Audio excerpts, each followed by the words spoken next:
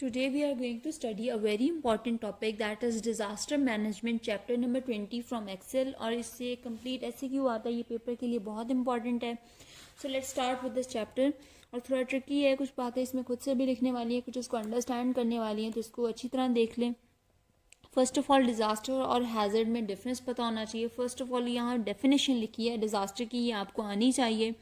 Disaster ने क्या कुछ करना है, डैमेज करना है, इकोलॉजिकल डिसरप्शन होगी, लॉस ऑफ ह्यूमन लाइफ और डिटीरियोरेशन ऑफ हेल्थ सर्विसेज। ये सारा कुछ जब हो जाएगा किसी ऐसे फिनोमेना से, तो उसको हम डिज़ास्टर कहेंगे। और ऐसा फिनोमेना जिसमें ये सारा कुछ करने का पोटेंशियल हो, उसको हम हैज़र्ड कहते हैं। फिर क्लासिफिकेशन आ जाती है, ये एज इट इज़ आपने लिखनी है और ये बहुत इंपॉर्टेंट है। मीट्रोलॉजिकल यानी इसको हम रेफर करते हैं above the level of earth. तो उसमें क्या आती हैं, स्टॉर्म्स आती हैं, हीट वेव्स आती हैं, ड्राउट, स्मोक वगैरह सारा कुछ। फिर आती है topological. Topological means below the level of earth, तो इसमें आते हैं फ्लड्स वगैरह, ठीक है। उसके बाद आते हैं टेल्यूरिक या टेक्टोनिक डिजास्टर्स, ये होते हैं at the level of earth, यानी कि अर्थक्वेक्स। मतलब मोस्ट इंपॉर्टेंट या मोस्ट कॉमन एग्जाम्पल तो आपको लाजमी आनी चाहिए, तो अर्थक्वेक्स एंड वॉल्केनोस। उसके बाद आती है एक्सीडेंट्स। एक्सीडेंट्स जिसमें मेरली ऑटोमोबाइल्स की बात नहीं होती, वैसे कोई पॉइजन चला गया वाटर सप्लाई में, या कोई बिल्डिंग कोलैप्स कर गई, या कोई एक्सप्लोजन हो गई है किसी माइन में, ये सारा कुछ एक्सीडेंट्स में इंक्लूड होगा।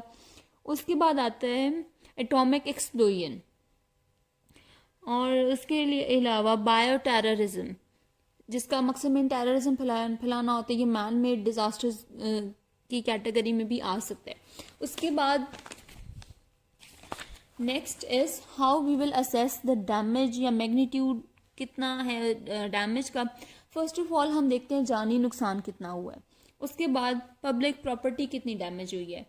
थर्डली हमारी जो पब्लिक सर्विसेज हैं वो कितनी डिस्ट्रॉय हुई हैं, लाइक वाटर सप्लाई ख़त्म हो गई है, गैस ख़त्म हो गई उस एरिया में, एट्सेट्रा। इसके अलावा वहाँ डिजीज़ कोई स्प्रेड हुए हों अगर उस डिज़ास्टर की वजह से, तो ये कुछ हमारे मैग्नीट्यूड्स हैं। उसके बाद आ जाती है morbidity resulting from a disaster, ये बिल्कुल अंडरस्टूड सी बात है। इंजरी हो सकती है, फर्टिलिटी हो सकती है, इमोशनल स्ट्रेस, एंडेमिक होगा, कोई अगर डिजीज़ ऑलरेडी प्रेजेंट है वो फैल गया इस वजह से, तो इन सारे को हम इंक्लूड करेंगे इन द मॉर्बिडिटी।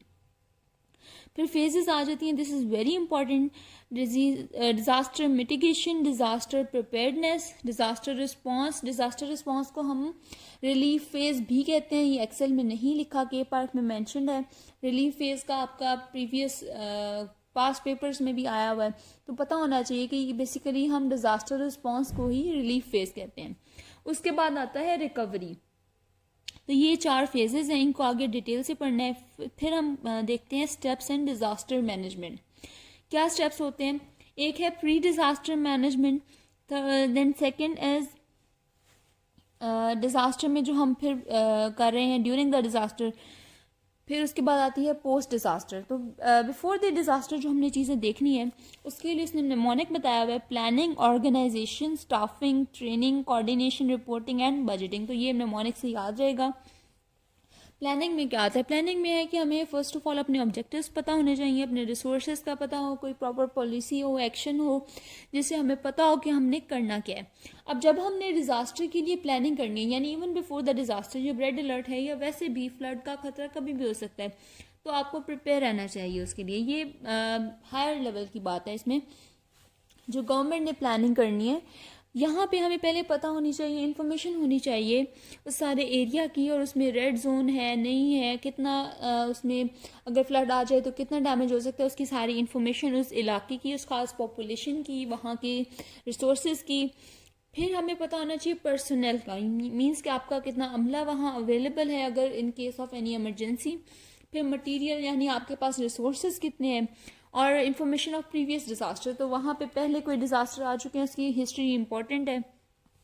उसके बाद सेकंड पॉइंट है ऑर्गेनाइजेशन का। ऑर्गेनाइजेशन में क्या होता है, बेसिकली आगे जितने भी पॉइंट्स हैं इनको हमने लिखना खुद से है। ऑर्गेनाइजेशन मीन्स कि आपके जो सारे काम हैं, आपने ड्यूटीज़ दी हुई हैं, वो सारा एक जब हेड होता है तो वो उस सारे को ऑर्गेनाइज करेगा, मैनेजमेंट बेसिकली। फिर स्टाफिंग आता है कि कौन से लोगों को क्या ड्यूटीज़ असाइन की गई हैं, और one task should be given to at least 2 people, और इमरजेंसी स्टाफ भी अवेलेबल होना चाहिए, वो अपने काम में माहिर होने चाहिए। ट्रेनिंग, फिर उनको स्पेसिफिक ट्रेनिंग दी जाती है कि कोई इमरजेंसी हो जाए तो उन्होंने उसको कैसे डील करना है, उनकी क्या अथॉरिटी है, क्या लिमिटेशंस हैं, उन्होंने अगर कोई रिसोर्सेज चाहिए वहाँ उन्होंने कैसे कम्युनिकेट करना है, और सारी डिटेल्स जो उनको प्रोवाइड की जाती हैं। इस सारे को अपने वर्ड्स में ही लिखना है आपने। उसके बाद आता है coordination, this is the most important step, जैसे कि मैंने पहले भी बताया था। फिर आता है रिपोर्टिंग, अगर कोई ऐसे हो जाता है मसला तो हमने रिपोर्ट करना होता है ताकि फर्दर जो है मदद मिल सके हमें, और फ्यूचर प्लानिंग में भी बेहतर रहेगा ये। और बजटिंग होता है कि हमें अपने जो है फंड्स ऑब्टेन करने हैं, अगर ऐसी कोई सूरत हाल हो जाए उसके बगैर तो हम कुछ कर नहीं सकते।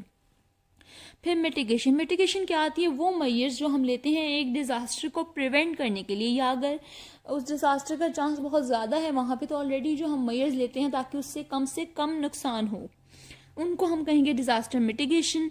उसके बाद आता है प्रिपेयर्डनेस, और वो ये है कि अगर हम पता है कि हमने हर तरह से मेजर्स ले लिए हैं लेकिन डिज़ास्टर कोई आ सकता है, फॉर एग्जांपल फ्लड आ सकता है, तो हमें हम प्रिपेयर रहें उसके लिए, हमें सारी पता हो कि अगर आ गया फ्लड तो हमें क्या करना है, हमारे रिसोर्सेज, हमारी टीम तैयार हो। उसके बाद आता है ड्यूरिंग द डिज़ास्टर हमने क्या करना है। अब ये थोड़ा सोचने वाली बात है, बेसिक मतलब है बिल्कुल बेसिक बात, लेकिन आपको पता होना चाहिए कि अगर एक डिज़ास्टर आ जाता है तो हमने क्या करना है। First of all search, rescue and first aid.